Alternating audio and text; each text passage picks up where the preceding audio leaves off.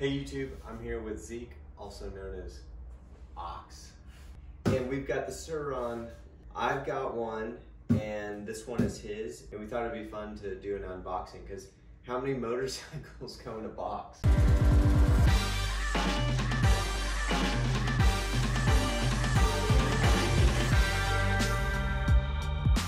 It comes with some straps on it, and we cut the straps off. And that's pretty much it. After that, you just lift it up, so let's do it.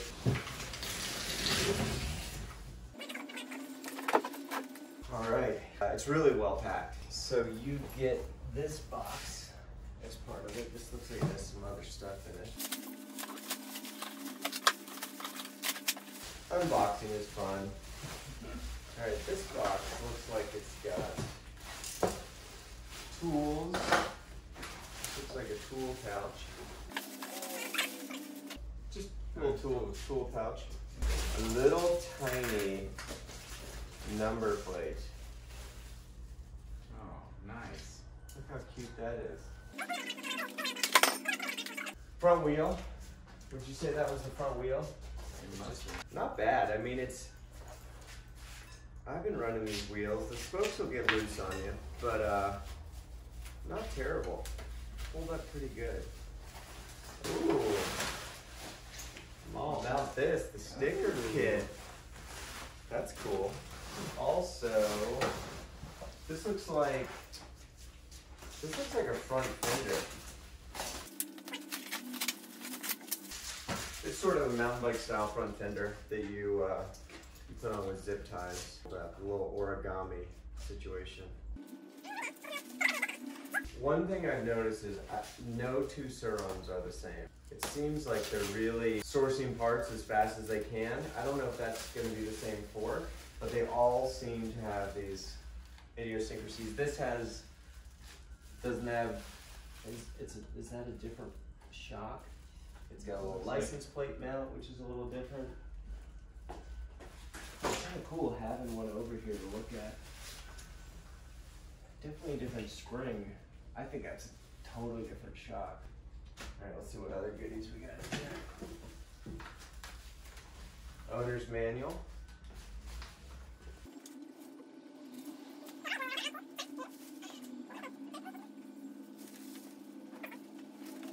Who reads manuals? You actually read manuals. I'll read it. He reads manuals and then he remembers everything that's in the manual. It's the most bizarre thing. I gotta just start. Oh, foot peg. I'm hoping there's two of these, but I only see one.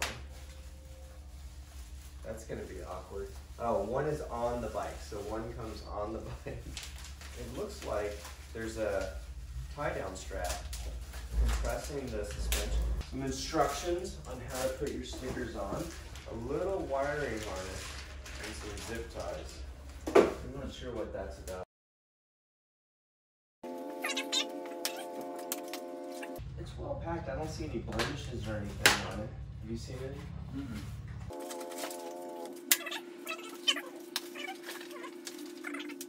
You know, the suspension that it comes with, it's okay. Oh, this is not an inverted fork though. That's the inverted fork. Right. I think mine's a little cooler than yours, I gotta say. Usually you're going to replace the fork at some point, and you're going to replace the suspension. If you can find shocks, I think these are 10.5, which is not a very popular size anymore, so hard to find. I know someone's working on a kit where instead of having this linkage, it does a direct mount, and you can use a 9.5 shock, which is a lot more of a popular size in mountain biking, so should be more readily available.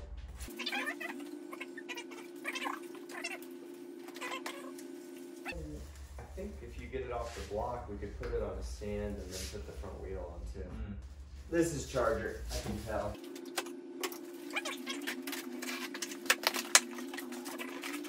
So here's the charger. I believe that it's different than the charger we already have. It's similar, it's just black. Well, maybe you're right. Maybe it's just the color. But it's strange. Stuff like that, you know, how they're just, they're all a little different. All right, that's the only thing in this box.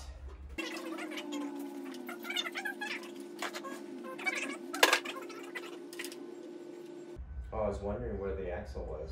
It's in there. So if you're looking for the axle and the box with the axle, it's actually holding the bike onto this wooden block. You got the killer fork. Yeah. It's the killer. Little dog's breakfast of headlight and brake cables. I have the other bars. Yeah. Yeah. I'll be right back. All right. This is the first upgrade for sure. You can kind of see the difference in the bars. So the amount that the bar comes up is called the rise. This is a 3-inch rise, and I don't know, that's probably, might be an inch. These are really hard to find. And this is the Pro Taper. Doesn't have to be the Pro Taper, could be any bar, but they're just, it's sort of like the shock. Like no one makes 10.5-inch shocks anymore. No one makes bars with 3-inch rise right now. It used to be really popular, and it's just kind of gone away. No two are alike. The Sur-ron. No. Every bike is custom. Take a coffee break.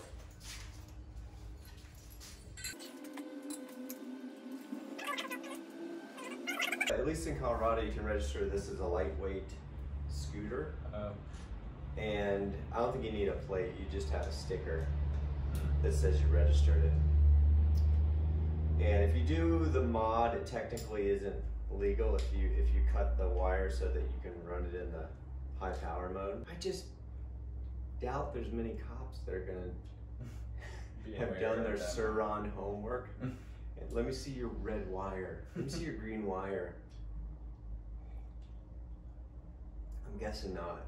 I don't know if everybody's seen these, but this is like back before there were any, I don't think there was such a thing as a moto stand when I was first in motocross. So like this was the only version. You had to put more 2x4s on it to fit a full-size moto.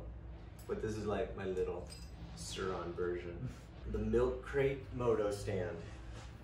Not a bad way to go. How much is a milk crate from like one of those shops? I think they're like $4 now.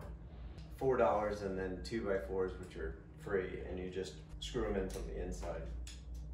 And you got a stand.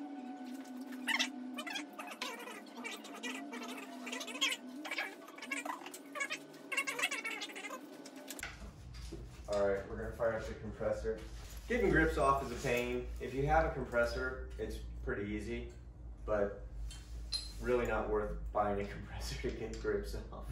You'd want to have it for other things first, I think. But if you do, if you have one, you just stick it up in there. Stick it up in there.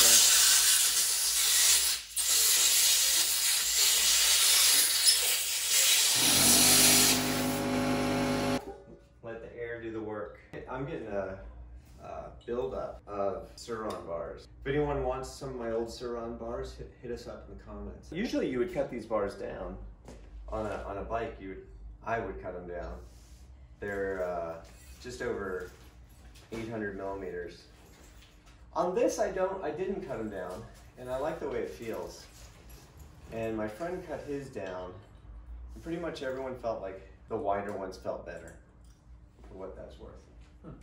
So we'll start with full width and see how you like it.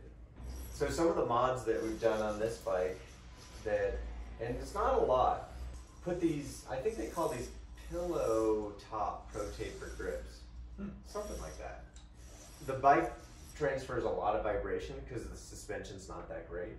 So you really feel the vibration with the stock grips. Worth upgrading to something, I hate thick grips, but on this bike, I'm willing to run thick grips because they're so buzzy. A direct mount stem rather than the sort of bike. That's kind of a trail bike mount, and then this is what you would normally see on downhill bikes. Way better because there's just less stuff to twist. There's an upgrade. I don't know if this is an upgrade. It's a mod where right now if you hit the brakes on these bikes, it chops the power to the engine. So you can do a mod where you can have power going to the engine and have your brakes on. If you don't know why you would want to do it, don't do it. Oh, and it comes with a 48.2 sprocket. That bike's running a 54. One thing we're gonna do is we're gonna keep this bike in stock trim. And unless an upgrade makes the other bike quicker, we're not gonna bring it over here. So the 54, I'm not so sure about. I wanna like do some lap times on both bikes and just see. If it's better, it's better. Definitely should know with something like gearing. Gearing's pretty absolute. So I might try a 60. I might go back to the 48 if it's not worth it. I think that's basically the plan right now. All mods happen over here, and if they're awesome, they move over here. I think when you look at how different all the bikes are, it makes you wonder if they're coming from the same factory. I'm not an expert on something like that, but other people have guessed that Sur-ron's more of an engineering company, and they're working with different factories. And right now, it's really hard to get parts no matter who you are. So I feel like with the demand, they're grabbing forks from here and forks from there and shocks from here, and it's just the nature of it right now. What you want when you get a Sur-ron, I think, is you want the whole thing. But the part that I feel like they really got right is the frame, the geometry, and the battery, and the engine, or the motor. I think they nailed all of that. Everything else, it's Legos. You can play with different configurations, you can try different things. And I think there'll be more and more things to try in the future. But if you don't get the frame right, you can't fix that. There are a lot of ergonomic upgrades that you can do. The bars we're doing now, I think even if you're relatively short, the bars are worth doing. You might go with a 2-inch rise instead. People are extending these to drop the pegs because they feel like this distance is too tight. I haven't so much felt that. I'm not very tall. I'm like 5'9.5". Some people are extending, I don't know where they're doing it, whether they're extending the subframe, but they're moving the seat higher because they're really tall and they want it higher. There are people doing a lot of interesting combinations with wheels and tires. There are a lot of people putting 21-inch wheels on the front. I definitely want to try that. I think it's a really good experiment. Not sure that it's the way to go, but it's worth trying. It's worth trying, and it gives you more options in terms of tires. Some of the tire manufacturers are going to notice how many tires they could sell to Sur-ron owners, I think, pretty soon, and you're going to see more options. But right now, there's basically you're putting front tires on both ends, and I feel like it's just there's not a lot of choice in the with the rear tire that's good. There's decent choices for the front tire. This is kind of cool to look at. This is the stock tire, and then this is a Scorpion, which is a Pirelli 70 by 100. So this is the same size tire technically as the stock tire. A lot bigger knobs. Here's another tire that a lot of people are putting on. This is a Shinko. I would call it a trials tire. I don't know if it really is. It's a cheater tire or a trials tire. Technically, I don't know what they call it, but look at how much taller it is. So this is something that would be good on the rear. I've got a friend who's running them front and rear, but again, if you just put it on the back, you made your back wheel bigger than your front wheel, which isn't something that I would want to do. This is a 80 by 100 by 21. I think an 80 on the rear would be pretty good, but people are running these on the front. I gotta try it, but man, I think it's just too much rubber, because part of what's fun about these is they're just light, you know, and this tire weighs a lot. They're light and it makes them handle in a certain way and makes them playful. But if I could have this, I don't know if they make it, but an 80 by 100 by 19 on the rear, I think might be really good, especially if you geared down, or if you're running one of those big 72 volt batteries. I bet that would be a hot setup.